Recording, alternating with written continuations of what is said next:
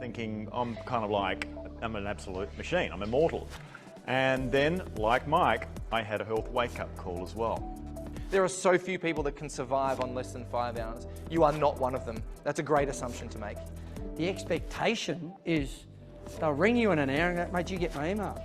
And so I've now had a culture change with clients too. You're not any use to anybody else, let alone yourself, unless you've gone and satisfied a lot of your own stuff. And I thought, I'm at the edge of the literature here. This is what we have. So why is this not working for some individuals? You know, it's the old filling your own cup first. And we've been made to feel guilty about it. Secret to life is the balance between stress and recovery.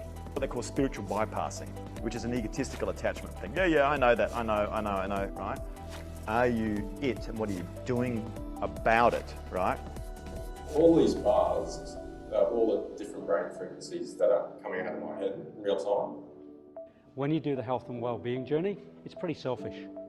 It's a pretty selfish journey because most people around don't get it.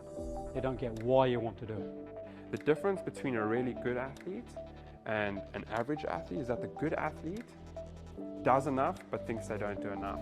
Is always trying to get better. And the average athlete doesn't do enough but thinks they are. And now that I'm studying quantum medicine myself, I now have a better understanding of epigenetics and the role it plays in how our DNA expresses itself through our consciousness.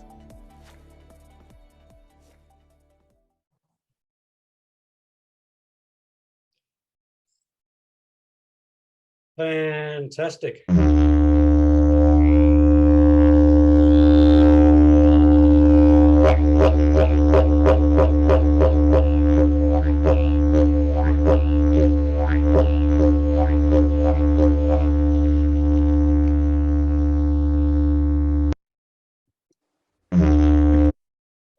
Well, a bit of an introduction with a video, and some people on this webinar were actually at that event, which is absolutely fantastic, and a little bit of didgeridoo from myself, Adrian. So Tommy G, the Corporate Alchemist Project, bringing soul into business. My friend, why is this so important? Right, well, it's really interesting, Adrian, and for those of us that are in business or have been in business, it's really, you know, I had 28 years in the corporate world, and we live such transactional lives today, right? And there's so much that's on our lists, our never-ending lists, that of course we become, and people have heard this before, you know, human doings rather than human beings. And I think there's great opportunity for us now to have a look at where we are and being able to bring soul into business in what's been such a transactional environment. The upside really is there, Adrian. You know, I'm sure everybody feels it every day, where they've got so many things coming at them. Business life, you know, we've got things that have happened over the last 2 or 3 years. You know, everything from things regarding pronouns to, you know, wars and things like this.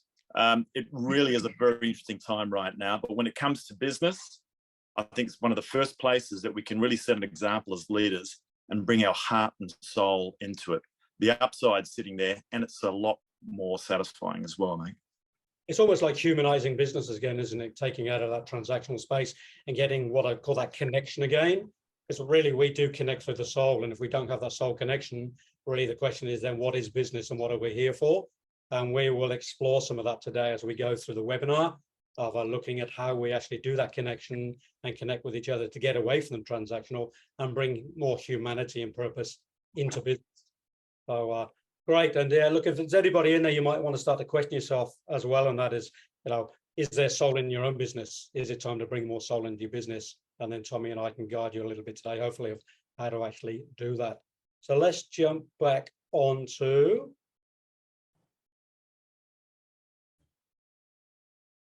so Tommy Gallant. I'm going to introduce Tommy just to give you some context and connection into Tommy's history and his work. So Tommy was in the executive space in the corporate for 28 years. A lot of that time was over in Singapore. He's also the co-founder of Frequency Technology, and he'll talk a little bit later on about the Focus headband that's connected with that. He's also an elite certified coach, and he's a father, a triathlete, and most of all, he's an awesome singer. Next webinar, we might actually get Tommy singing rather than Adrian playing the didgeridoo. And with the Corporate Alchemist Project with Tommy and I, we have a little bit of story about our own transformation, so that one could say we're walking our talk to some degree. When we come on here and share with people, it's because we do have some sense of our own journey. So I'm going to ask Tommy to share his own transformational story. Tommy, over to you. Sure. Thanks, Adrian. Well, this is my my twin brother. He's about 20 years. He's about 20 kilos heavier than I am. And in fact, yes, for those that have already guessed, that was actually me about 16 years ago at the age of 40. And I was 20 kilos heavier. And that's when my health journey began. And I started to learn some new habits because I had to do certain things consistently. What used to work for me to be able to, for example, lose weight, which is what I thought was the important thing to becoming healthy back then, was the same exercises, let's say, I used to do, just didn't work anymore. And so I started to look at different things that I could do, and ended up doing a 6-month, in fact, I was in Singapore at the time, with the Singapore Sports Medical Centre. They guided me through learning some things on how to basically lose weight.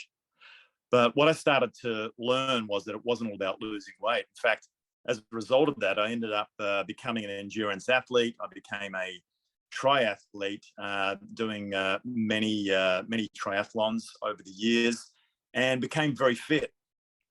And I thought, great, I'm now bulletproof. I'm an executive. I'm flying around. I'm this sort of like middle-aged millennial, and I'm where I should be in life.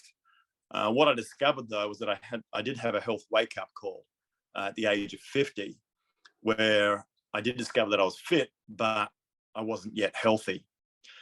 And so that woke me up to a lot of things regarding health, the education system, the health system, and the food system, as I started to drill in, because my issue, interestingly, was one that was potentially was heart-based. So if you bring up the next one there, Adrian, this is more of me sort of today. And even though those pictures might not look that different, apart from me wearing my my triathlon gear, I live in a different place, more so from a soul perspective today, because my issues were based around my heart, or at least it was suspected by the system that was the case. So I've actually never had any symptoms, but I've learned a lot around eating, moving, and sleeping that's right for me. And also with regards to, therefore, being able to give that support to my heart, but also my head. And we're going to learn a bit more about that later on. So thanks, Adrian. That was my transformation. And hopefully it won't take anybody that's on this particular webinar a wake-up call for them to start to look at not only becoming fit and healthy, but also becoming more centered and satisfied in where they are in life from a spiritual concept as well, and bringing the soul into business. Thanks, Tommy. I always get really inspired by your story, my friend, and thank you. Okay. So let's learn about a bit more about you, my friend. 20-year holistic coach, counselor, and psychotherapist. Written a few books. One of them, I know the latest one was 2084, a similar name to the very famous George Orwell, 1984. Presenter, MC, and professional speaker, and father of 6 adults, absolute gun, Adrian, and a grandfather as well. I can't claim that one yet. And as you heard earlier on, didgeridoo player extraordinaire. So give us your story, Adrian. What was driving you to sort of evolve through life? Yeah, thanks, Tommy. Look, I will have a bit of a share, and just everybody brace yourselves for the first picture on the screen. Probably this was Adrian at age 19 in the south of France, back in 1982, with as a wild punk rocker. It was sort of Sid Viciously, Johnny Rotten flavour. It is a little bit, isn't it? So So, you know, this was really a transformation, you know, from the age of 19 to now. That was me traveling around, bumming around France. And then around about the age of 30, I got connected into my spiritual world. I met my teacher, metaphorically, Rudolf Steiner. So that was 32 years ago now, and really started to get into my spiritual world. So I sort of came from the top down, if you like. And this was me in Goa in India a few years ago on a yoga retreat. So I take my spiritual journey very, very serious. And a little bit different than Tommy. Tommy was probably fit but not healthy. I was probably healthy but not fit. And here's Adrian with stacked on a little bit of weight. I'm about 14 or 15 kilos heavier there than I am today. So this was about 7 years ago, my first ever 10K charity run in Brisbane. And I'm not quite sure I got through the 10Ks or even walked back to my car afterwards. I certainly was not fit, although I was on a really good healthy diet, etc., doing my yoga, my meditations. But my diet and my exercise was not up to scratch. So I started to take that really, really, really seriously. And over the last 5 or 6 years, I've taken it even more seriously. And here is a little bit of a story. 4 years ago, almost to the day, I took on a coach to lose that belly fat that you can see in that running picture. And underneath my arms in that picture, there are 16 liters of almond milk, which represented the kilos I lost over a 3 or 4 months period. And he actually put a medal around my neck to give me a gold medal for that focus. So I was really focused on losing the weight, getting fit. And now in my running space, I'm running 10 kilometers really quite easily. In fact, at 4 o'clock today, I'll be doing the same. I do it every Wednesday. And I've done some big, long charity runs of 70 and 80 kilometers as well. And next year, I'll be attempting a big 60K run. So a little bit of a flip from Tommy, from health to fitness rather than fitness to health. But I'm in a better place now at the age of 59 than I think I've ever been. And I test that a lot to the work I've done, but also getting some information and support from Tommy and others along the way as well. So there's Adrian's transformation story. Thank you for letting me share that. So, Adrian. Tommy G, this is what it's all about, hey? This is the question. This is what. Yeah. Look, I mean, this looks a bit dramatic, right? The thing is, it happens. And what's really interesting is when I started digging very much into health and wellness and optimizing wellness and performance, because they're both not the same. You can be a high performer, but, you know, once again, you might not be healthy, right? As I was as a triathlete. You got to find that right mix, and you got to find it specifically for you. But when you look at, you know, the last 2 or 3 years and what everybody's been through mentally and, you know, and physically, it's been tough. But when you look at the fact that less than 1% people were dying from, you know, the recent events, 73% of people have a mortality rate. Risking the mortality with chronic disease, and that hasn't changed. That was before the last 2 or 3 years, and this comes from the WHO, right? Stating this. The number of heart attacks, strokes, and cancers prior to the last 2 or 3 years were the biggest killers. 50% of the time, people are getting taken out with cardiac issues, and these aren't all because of your physiological health either. 50% of it is coming from the way you're interpreting your world with stress, right? And when you relate that back into the workplace, and you look at 73%, let's say, of us passing on because of chronic disease, about a similar percent, and Gallup state this, are disengaged in the workplace. In fact, I think it's moved up to 80% over the last 2 or 3 years. That is significant. And that's because of stress, burnout, and many of those factors that we do hear about quite often, especially these days with regards to mental health after the last, you know, pretty tough, tumultuous 2 or 3 years.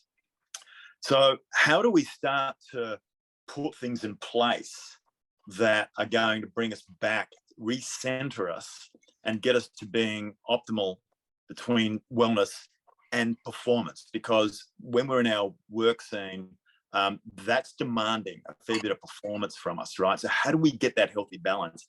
And more importantly, how do we do it specifically for each individual? And that's some of the stuff, the edgy sort of stuff we bring, and I bring from a health tech point of view, that we baked into our programs. So thanks, Adrian.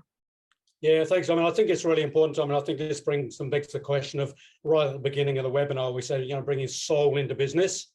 And when people don't have that soul in their business or in their life, that's also another reason why a lot of this happens to people, because they're not connected to self or connected to others or connected to the bigger picture. So once again, reiterating, you know, bringing soul into business is such an important factor. I think you mentioned that word 3 times, connection, and this is what we've lost. And the thing is, to start connecting with people on the outside, you've got to start connecting with yourself first. And when you've been in an environment, and in the systems as they are today, where it's about a lot of external validation, you've really got to connect back in with yourself first to then be at the best for whether it's your family or whether it's your work colleagues. And so being able to provide a path to be able to do that, Adrian, is what we're about with regards to bringing the soul and connecting that into business.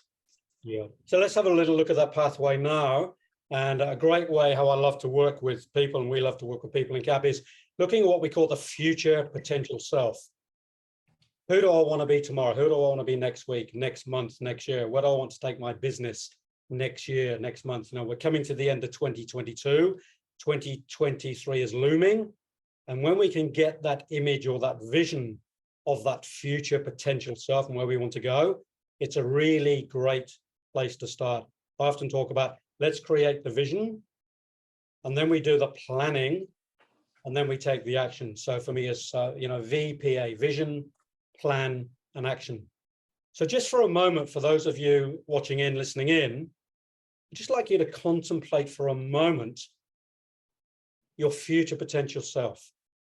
Where would you like to be in 3 months, 6 months, 12 months? And what's one thing you'd like to change or improve with your situation right now, whether that's personal or in business? And perhaps for those that you'd love to, if you'd like to, you know, for that connection and engagement that Tommy and I talk about so much, would you like to type something into the chat? Type something into the chat. Okay, let's see who we can get. See if there's anything coming up, Tommy, on the screen. Yeah, we're looking to see who's going to be the courageous first. I don't have an answer for that. Thank you, Siri. You can always bank on Siri. I think Siri wanted to be first, I think. We love Siri, you know, bringing in the tech. Okay, we've got something from Greg. Would it be great to reduce stress? Yeah, and love Siri. Yeah. What a great statement. And right. Through what Tommy and I bring in the Corporate Alchemist Project, particularly in my work over the last 30 years, I was actually lucky enough to be trained by a couple of great meditation teachers. And I'd say one of the key things we have, and we'll elaborate on this a little bit later in the webinar, is to learn a meditation technique, connect into nature.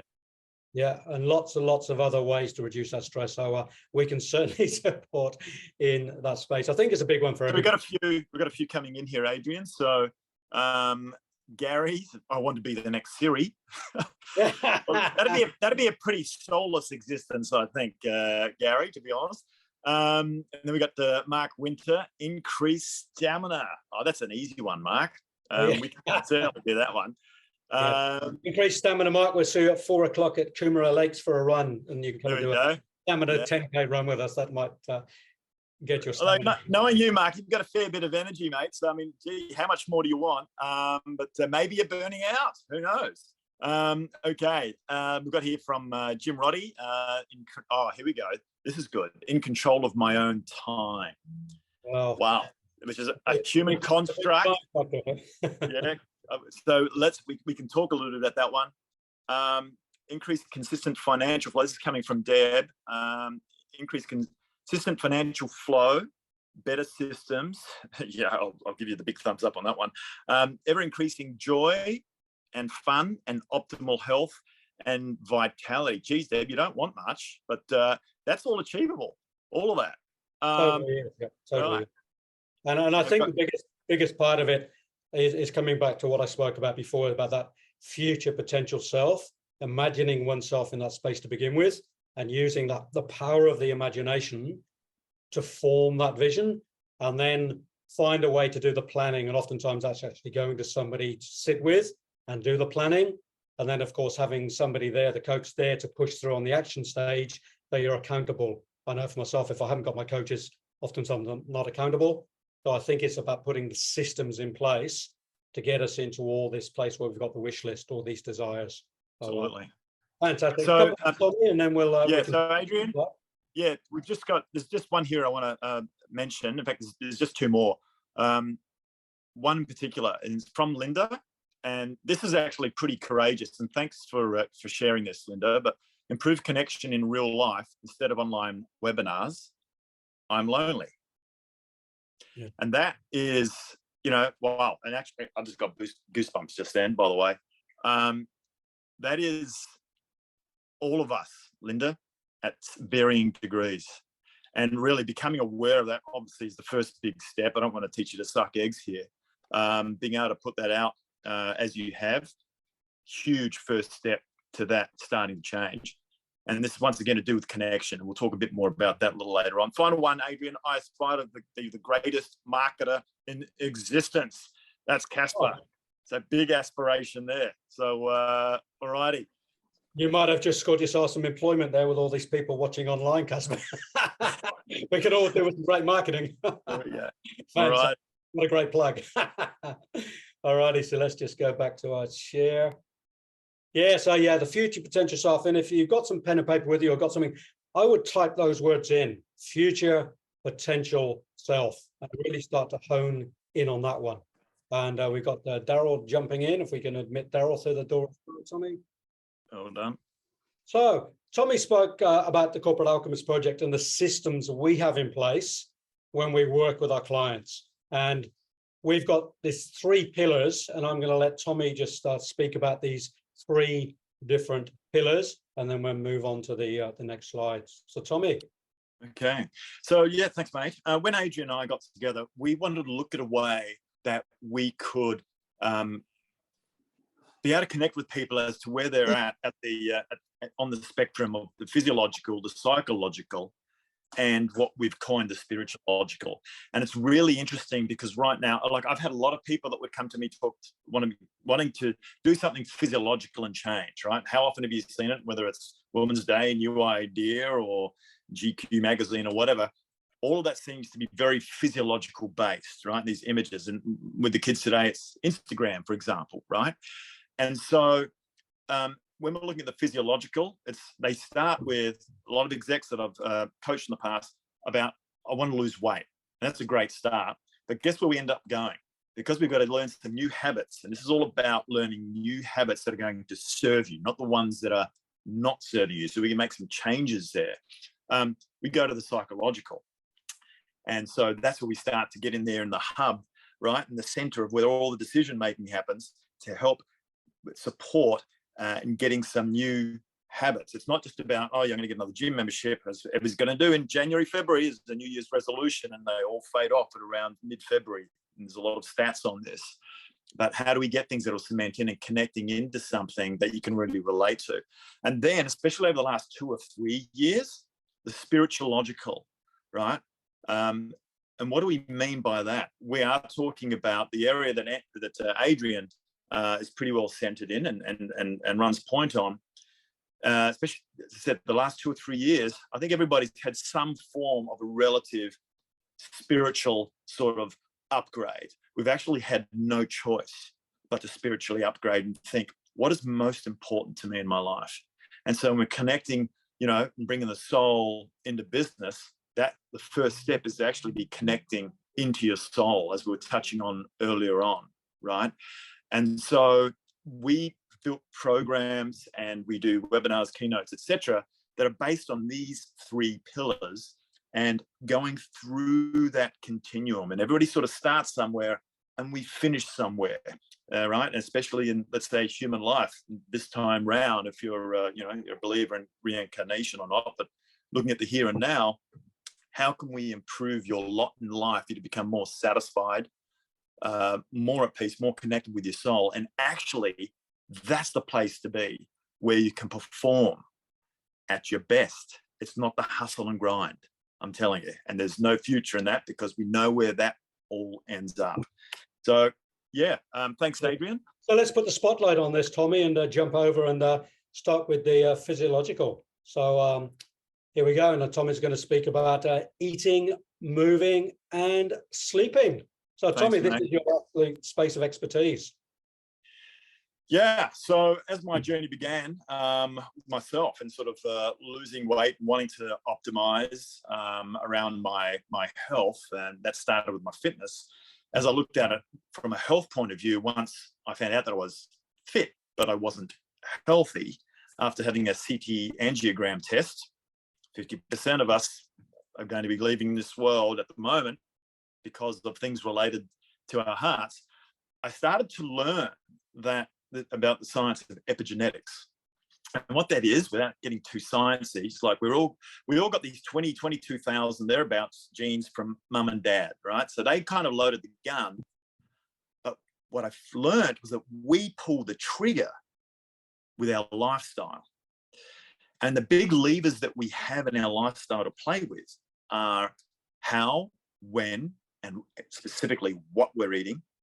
Then also moving, how we're moving, as in exercise, and then sleeping, how we're sleeping, when we're doing it, and for how long. All these things run connected by the circadian rhythm as far as when it's best for each of us individually. We're not talking a bell curve here. We're talking about analyzing someone individually and their epigenetics, right? And looking at their lifestyle and then working out what is the best eating, moving, and sleeping for them. But those three, if we look at the three-legged stool here, right, with those three legs, right, at the top here, you've got the seat, right? So they're supporting the seat. The seat is the metaphor for the brain.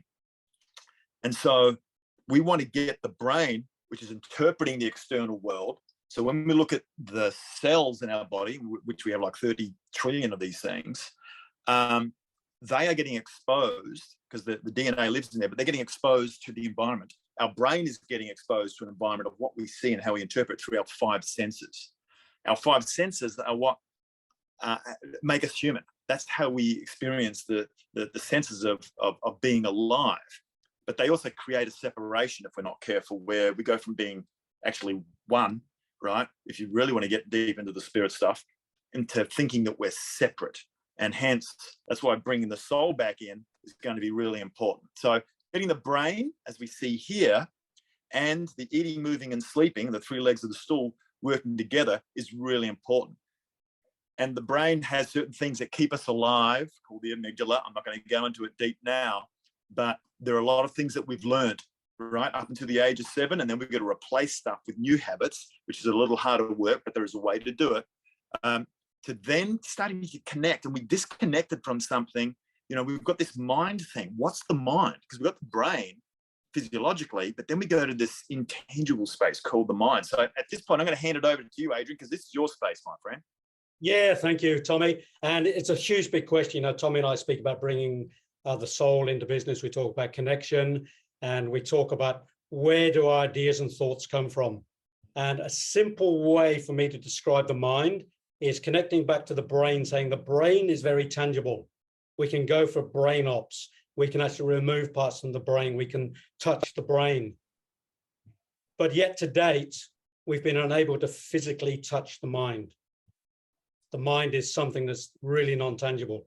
So really, what is the mind? Where does the mind live?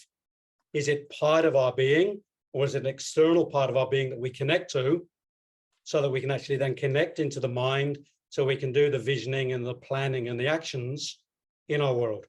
So the mind for me is that creative space. So if we swap the word mind to creative space, we'd probably get a deeper understanding of what the mind is. It's where we get ideas from. It's where the muse is when we're writing, or we're bringing through music. we connect through the mind space, and we bring it through into the brain. So it's a little bit like, Tommy, I think your description is, with the computer, we've got the physical computer we play on the hard drive, and then we've got the cloud. And the mind is a bit like the cloud, where everything is stored, and we have to download it into the hard drive. So that's a really lovely analogy that I love to use for that mind space. And as we know in business now, the word mindset and mindfulness is quite common. A lot of businesses now do mindfulness meditation. They get into mindfulness. And one thing I want to share is over the last decade, I've actually had a mastermind partner. And when you collect people together to talk about ideas and thoughts, and you get those creative minds together, the power of that is incredible. The mastermind principle. And if you haven't really ever explored that mastermind principle, I'd suggest take a note and have a look at the mastermind principle. It's a really, really, really powerful. Tommy, you're going to jump in and say something? Yeah, thanks, mate. Just a chat comment here from Greg Smith, which pretty well nails it. And I'm a big one on this, as you know, pretty passionate about it. But the spirit is such an underemphasized aspect of ourselves. It's not cool for the boardroom, ... yet. And that's what we're about. So great call, Greg. Right there with you, mate. Thank you. And that's a beautiful segue as well. Thank you for that. I love these moments of synchronicity, because the next part of working on that is looking then at the soul. And what is the soul? Because a lot of people get spirit and soul confused. If you go actually and ask somebody to write a little thesis on the soul or spirit, they probably struggle a little bit to define what each one is. So just in terms of, for me, from my exploration over the last 30 years of my spiritual work, for me to define the spirit is that place where the emotions and the feelings live predominantly. And that's where most people say they have that soul space. We have this thing called antipathy, where we warm to something, and we have antipathy, where we pull away from something, we're repelled from someone. And that is not a mind thing. That's not a brain thing. That's a soul connection. We feel love, we feel hatred. That's a soul feeling. So we have the soul in terms of the feelings and the emotions, but the soul can also be divided up into a couple of other spheres as well, from my spiritual path understanding. And we've got this thing called the intellectual soul. It's where we have a deeper understanding. Some people call it heart intelligence. Yeah. And I would suggest my word for that is soul intelligence as well. So same of the same. People choose to use the word heart instead of soul oftentimes these days, but that's soul intelligence. We know where we're being intelligent in our life. The other aspect of the soul for me is the moral soul. We feel when we've done something right or wrong, whether personally or in business or in relationship. And the soul feels that. I feel like I've just wronged my neighbor, I've wronged myself, I've wronged humanity, or I've done something great. So that moral soul is there. So we've got the three aspects of the soul: the intellectual soul, the sentient soul, and then the moral soul. So I won't expand too much on that. I would suggest going a little bit of research, or come and connect later on, and we can have some deep meaning discussions on the soul. And then, of course, as was mentioned, the spirit is quite a different thing, and we'll leave that for another space, because the soul isn't spirit. So there's a little bit on that. I'm just going to jump back onto the screen. Yeah, just on that, Adrian, I mean, I heard it described one day, and it stuck with me on a podcast that I was listening to, where someone said that, the mind thinks, but the heart knows. Yeah. And if you look at this even from a physiological aspect, this is the part that I tend to focus on, you've got like 40,000 neurons actually around the heart. That said, it's connected to a different thing. Like you said, that the heart knows, and the mind makes a great slave, but a poor master. The heart makes a great master. And when we've lost so much distraction, so much mental noise, and this feeling of like lack or survival mode that we're constantly in fact, a lot of us don't even know we're in it until something big happens in our life, sometimes a health wake-up call or something like that, a lost loved one. that's when all of a sudden we start to wake up. So yeah, I very much love the work that you do, mate, because it's right at the cutting edge of, I think, where humanity's at right now. Absolutely. And then, of course, we jump from the into the what Tommy and I have coined the spiritualogical, because we love to bring that logical into spirituality. I often say to people, I'm a spiritual scientist. Yeah, I like to match spirit and science so that it's tangible, so it's understandable, so we actually get it.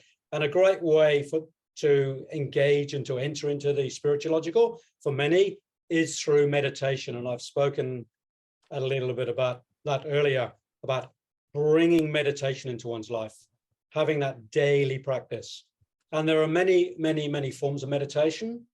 And the simplest way I would suggest for those watching in now, if you're not meditating already, is to find a simple meditation that works for you, because everybody's got a different idea of how their mind and their brain works. Some people like silent meditation. Some people like visualization meditation. Some people like audio meditation. Some people like walking meditation. The other thing is the time frame. Some people like to meditate for hours and hours. For others, it's a 10 or 15-minute meditation. Also, that can be precious from life as well. Can I squeeze 15 minutes into my busy world? But I would suggest find the time that suits you too. So find the meditation that suits, find the time that suits, and then find the place that suits you too. Find a quiet space if you can. If you're at work and you need to be meditating during lunch, go and find somewhere quiet. Leave the office and go and sit under a tree in the park. Yeah. So find the meditation, find the time frame, and find the place. And if you do those three things, your meditation practice will start and actually will keep advancing. This is really important. This is really important, Adrian, is it not? Because, you know, I've looked at this from being a performance-focused person as well, that the upside is in the downtime.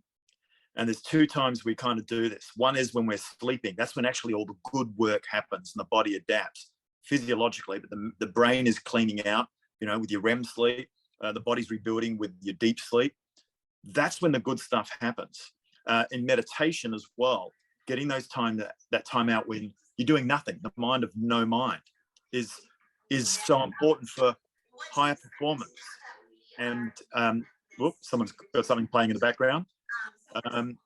So when we've tested this using frequency technologies and with an EEG device, that flow is really important. If someone could just mute, they've got something playing in the background. It might be the business of blogging and started a brand called. Yeah, we've got something going on in the background there. Someone else is running the show. Somebody's at the airport. Yeah. They must have walked away from their, I think it's Catherine having a look. There we go. Thank you, Catherine. So when the best performance you're going to get is when you're in the zone, as they call it in sport, or in flow. And that's actually when you're at a certain frequency operating in your brain. And McKinsey & Co., those in business will know who they are, did a 10-year study watching those in flow. When they increased flow by 20%, their productivity increased by 100%. And we can actually measure that on the job these days. And we've done a few of these sessions on 30-day challenges with companies to actually prove this out as well. We increased their flow by 24%. So this is really important stuff, Adrian. The stuff that you're talking about is also for those hustle and grinders, the way they're going to get the best performance. It is, and a meditation is often, you know, the key to understanding one's higher self as well, because the word higher self has been bandied about for, you know, a long time. And the essence for me of that higher self is I drop into that higher aspect of my being when I'm in meditation, or when I'm focused on that future potential self, because in essence, that is my higher self guiding me to where I want to be. It's my future, you know, he becomes my future potential self, becomes my coach, because he's already there in the future. He knows what Adrian wants. So I often tune into that higher self. And then the third part of this spiritualogical, which I think is so important. And over the last 2 or 3 years, this word has been probably 80% of all my clients, and it's the word purpose, personal purpose or business purpose. And when we find that purpose in life, amazing things happen. And I'll share a little story. I spend a lot of time in South Africa and spend a bit of time with the Sangomos or medicine people. And oftentimes, if you go and see a Sangoma or a medicine person in Africa and you're not well, one of the questions that are asked in the beginning is, are you on purpose? Are you following your purpose? And if you're not, go and find and follow your purpose and you'll be less ill, you'll be less diseased. Because when we're in dis-ease, when we're not in ease, when we're in purpose, we're in ease and flow. So this word purpose is so important. So if you haven't defined your purpose personally or in business, I will suggest that'd be a great place to go. Right. I had this question, Adrian, in my own learning and evolution. And I remember my mother used to say to me, it's like, just be yourself. I'm like, cool. Who is that? Who is me? Or am I a bunch of habits and learnings in a program and conditioning?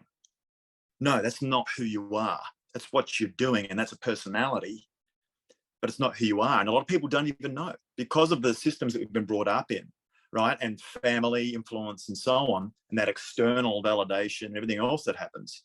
People don't know who they are. This is what's so good about the stuff that you, my friend, sort of bring to this. Is meditation does this as well, in that quietness of shutting up the brain to connect back into your soul. Bring that into business, then it's not just you, because it's got to start with you, but then connecting into the rest of your organization, especially as a leader.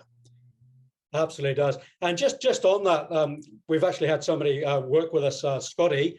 Scotty actually spoke at the event we had in April. And just going to play a quick video of Scotty of how this helped him in his world as well. I can honestly say it's had a huge effect. This isn't a diet, this is a lifestyle change. This is changing your habits.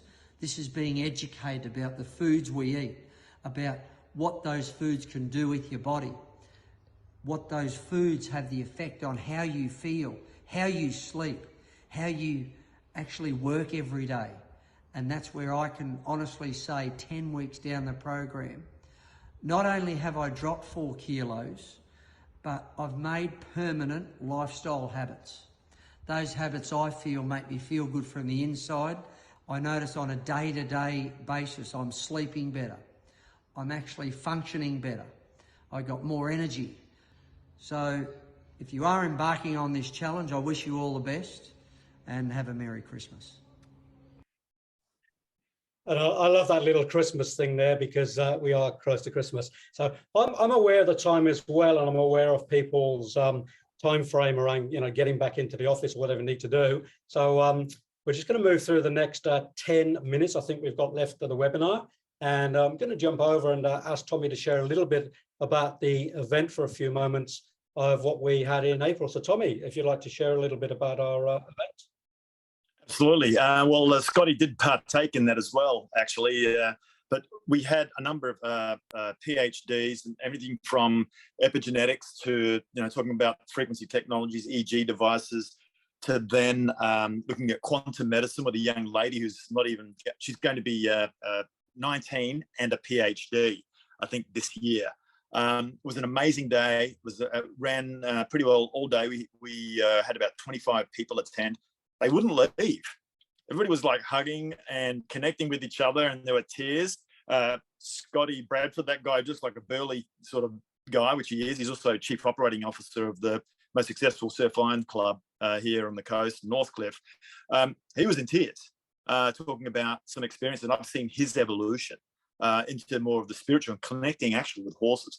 So yeah, and we've got a little surprise that's going to be coming up in regards to that Transform event that we ran face to face. Aside from the fact we're going to be taking that on the road, moving to 2023. So yeah, thanks, Adrian. Back to you, my friend. Tommy. So let's have a look what that little surprise might be. So that live event was actually recorded by Craig, our videographer, and it's been produced into a 6-hour video series that's really educational, entertaining, and we've got a surprise for everybody on here.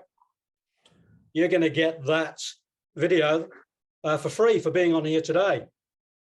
So how do we get that happening, Tommy? Would you like to explain? Yeah, but I think people can read it too. Simply drop your name and email address into the chat, and we'll send you a link where you can register. That was a paid event. You'll be getting it free of charge for investing some time in your health and being that little drop in the ocean that creates a ripple effect to influencing others that you're connected to. So thanks, Gary. Gary's put it in there. So yeah, if you want that for free of charge, then just register your email address in the chat. Yeah, fantastic. And it's really worth what is 6 hours, and you can stop and start and see all those amazing different speakers on there as well. So also, just to let people know too, the 3 little dots down the bottom of your chat is where you can download the chat, all the information and feedback and links that are in there, including, thank you, Adrian, you're reading my mind again, the Corporate Alchemist Project.com is where we have our webpage, but also our community, the Corporate Alchemist Project on LinkedIn. We have about 300 strong in there at the moment. We're going to be basically doing a lot more next year with regards to the content in that page.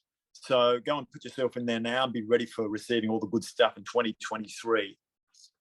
Yeah, fantastic. And it's all about connection. We keep using this word connection. So please, do put your name and email in the chat. We'd love to send you that video and love for you to connect with us on the website and in the LinkedIn. And Daryl's comment there, Adrian, did you pick that up? No, I didn't read it. Yeah, just very quickly, he says, I still have tears now. Great live event. This was, as it's called, totally transformational. Oh, and then looking good, Tommy G from Mr. T. The Peter Tennant. Oh my God, that's only been 2.5 decades. All right, and we'd love to receive your feedback and stay connected. So as I said, the 3 dots down the bottom is where you can download the chat.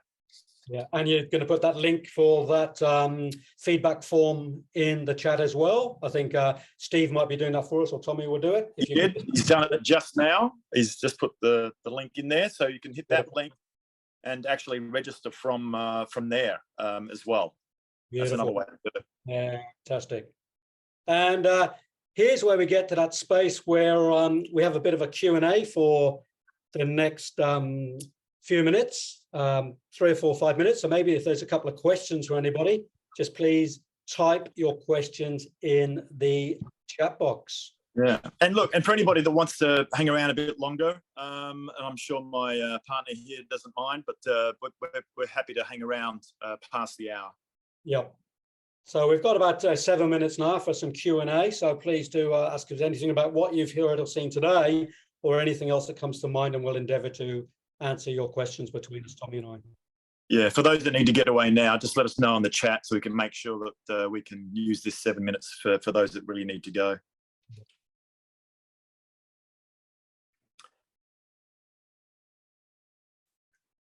Okay, no one seems game enough to ask us anything, Adrian. There we go. John wants to come back in again. Maybe he disappeared. Right. Question for us. So, Tommy, I've got a question for you. Uh-oh. In terms of eating and moving and sleeping. Yes. What would you say would be the most important? Oh, that old nugget. Let's have a think. Actually, does somebody know? I'm going to give somebody the opportunity to be a smarty pants.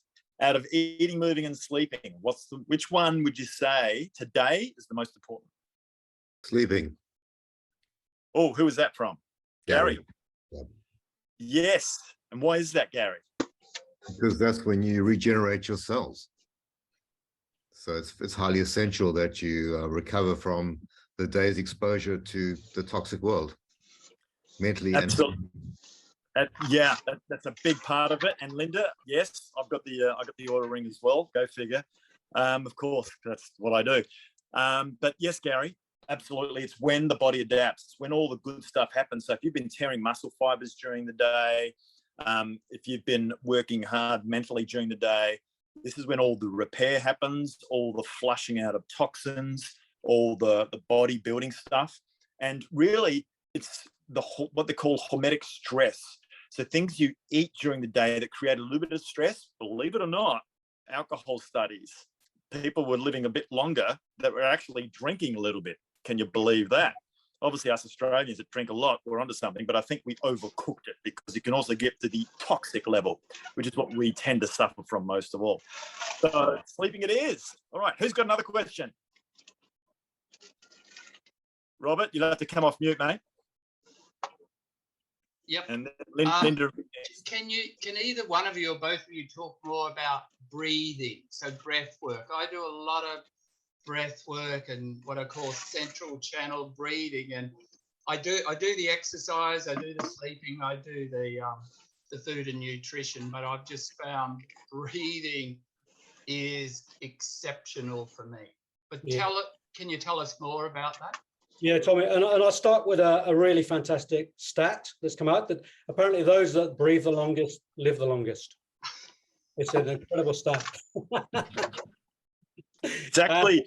Sorry, mate. You go. This is yours. Look, and Robert, yeah, thank you for the question. You know, really, the breath is everything, and I deal a lot with people with anxiety, and one of the best ways to deal with anxiety is to move through the breath and teach people to breathe. A lot of things in that cardio space, and in terms of things like asthma and shorter breath, it's about learning how to breathe deeply. Most people, I actually teach didgeridoo. I teach people how to circular breathe. And before we start the workshops, I get people to breathe and put their hand where their depth of their breathing goes in their body. And I know we have the lung, which is the physiological sign of breathing, but we also breathe energetically, where we can actually breathe even down to our toes. So I get people to measure the depth of their breathing. Most people breathe energetically to about here, nothing below. So just learning to take deep, deep breaths into the belly. Just 4 or 5 breaths before we go into an office meeting or some other situation, just to calm our nerves, is a brilliant, brilliant tool. So I would suggest measure your own, gauge your own breathing, and then just drop it down a little bit. And then try and breathe right down in the hara, right down in the belly, and see what difference it makes. So Robert, thanks for the question. Breathing is a huge part of health and well-being and healing. Yeah, I want to take a physiological angle on that, because that's what I do, Adrian. That it's that one biomechanical thing that we consciously have direct control of to be able to slow the body down. So when you're in that panic mode, you're stressed, whatever. And I used to think it was woo-woo. It's not. It's physiological. The body starts to learn that it's not in a survival pattern. That all's cool at school. By slowing down the breathing, we can consciously slow it down. And if we want to measure it, heart rate variability, Linda, you know about this, which is measured also through the ring, starts to settle right down. It's actually on that out breath, and then holding out on that out breath, you'll see your HRV, heart rate variability, which is we won't go into it now, but it's a really important biomarker for your level of how you're handling stress through your nervous system. Yeah, thanks, Tommy.